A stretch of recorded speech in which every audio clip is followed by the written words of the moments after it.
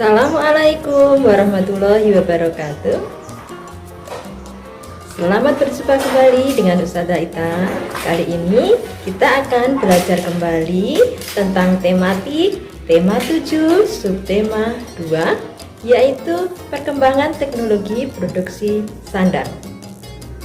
Solihah, selain pangan, sandang juga merupakan hal yang sangat berperan penting dalam kehidupan manusia.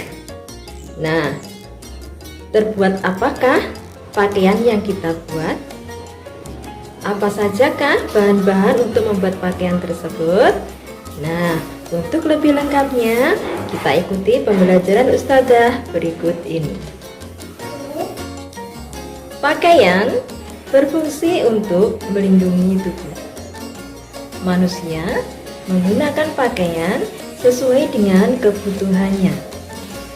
Ketika di cuaca yang dingin dan juga di cuaca yang panas, tentunya akan sangat berbeda bahan dasar dari pembuat pakaian tersebut.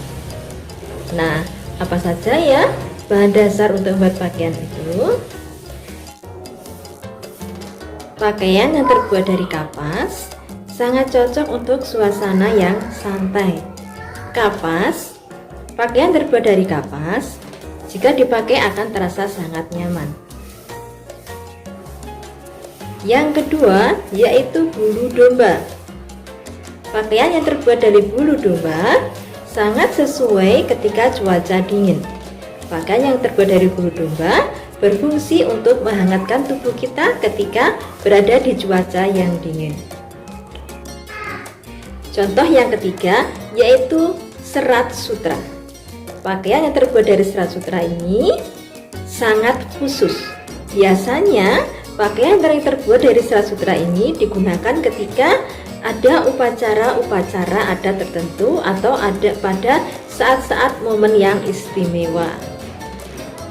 Manusia zaman dulu menggunakan pakaian yang sangat sederhana.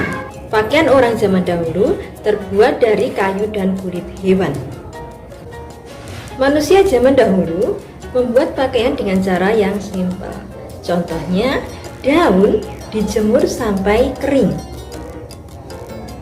Kulit hewan direndam dan dikeringkan untuk membuat pakaian. Kayu dipukul-pukul sampai tipis untuk bahan dasar pakaian.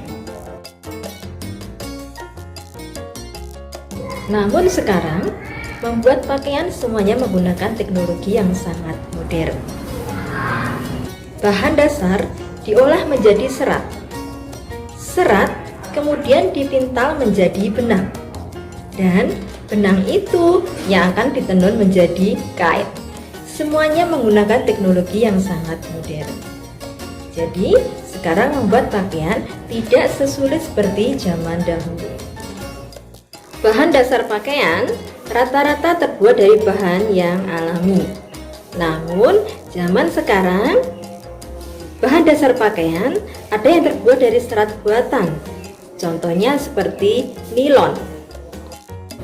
Perhatikanlah gambar Ustazah berikut ini. Nah, di dalam proses membuat pakaian itu melibatkan banyak sekali profesi atau pekerjaan seseorang. Nah, mari kita lihat pekerjaan apa saja yang terlibat dalam proses pembuatan dari sebuah pakaian tersebut.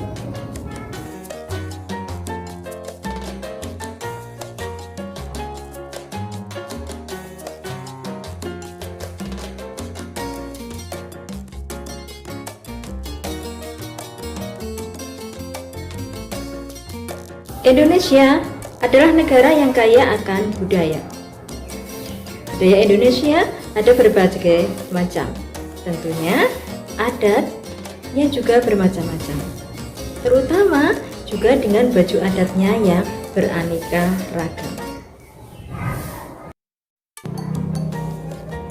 Contohnya adalah kain songket yang merupakan kain adat dari orang Melayu. Kain sasirangan adalah ciri khas dari adat Banjar Kalimantan.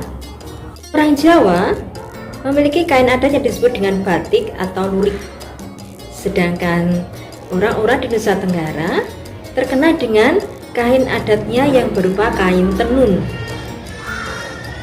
yang pembuatannya dengan cara tenun tangan. Kain adat memiliki banyak fungsi. Di antaranya adalah: 1. Sebagai pakaian sehari-hari daerah tersebut. Yang kedua, yaitu untuk menunjukkan ciri khas dari suatu daerah. Yang ketiga, digunakan ketika upacara adat. Yang keempat, kadang digunakan ketika ada acara keluarga atau ada keluarga yang meninggal. Yang kelima, digunakan ketika kita menggunakan busana tradisional atau ketika kita menarikan tarian daerah. Nah, untuk saat ini pakaian adat yang paling terkenal dan paling banyak digunakan adalah batik. Batik banyak digunakan oleh seluruh lapisan masyarakat. Namun, batik ini juga menunjukkan identitas dari masing-masing daerah. Batik dari Jogja, coraknya akan tidak sama dengan batik yang berasal dari Madura. Akan berbeda lagi dengan batik yang berasal dari Solo. Tentu juga berbeda dengan batik yang berasal dari Bali. Nah, itulah kekayaan alam Indonesia ini yang melimpah, hingga adatnya juga berbeda-beda sesuai dengan ciri khas masing-masing daerah. Pakaian yang kita gunakan akan kita sesuaikan dengan kondisi. Ketika kita memakai seragam sekolah, tentunya akan berbeda ketika kita berada di rumah. Nah, jenis-jenis pakaian yang kita pelajari kali ini yaitu: 1. Pakaian seragam. Yang kedua yaitu pakaian profesi, di mana pakaian ini berbeda-beda sesuai dengan profesinya masing-masing. Seorang dokter seragamnya tidak sama dengan seorang tentara, begitu juga dengan seorang polisi. Nah, ketika kita berenang, kita juga menggunakan pakaian yang berbeda. Kita menggunakan pakaian yang tidak menyerap air. Nah, ketika kita olahraga, kita juga menggunakan pakaian yang berbeda juga. Kita menggunakan pakaian yang bisa menyerap keringat kita. Kita bersantai di rumah, kita akan menggunakan pakaian yang nyaman. Begitu juga ketika kita tidur. Nah, bagaimanakah proses dari awal pendistribusian bahan dasar sampai dengan menjadi pakaian? Bahan dasar pakaian disediakan oleh petani dan peternak.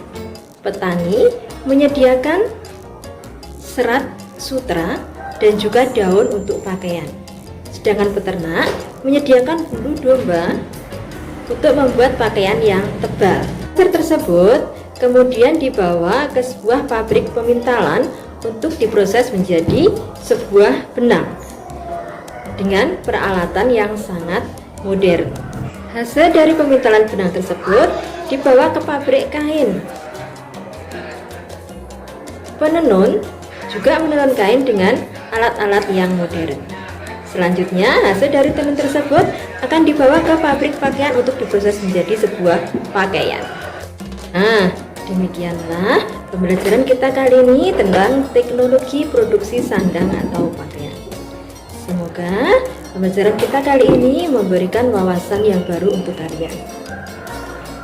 Baik, sampai di sini dulu pembelajaran Ustazah kali ini.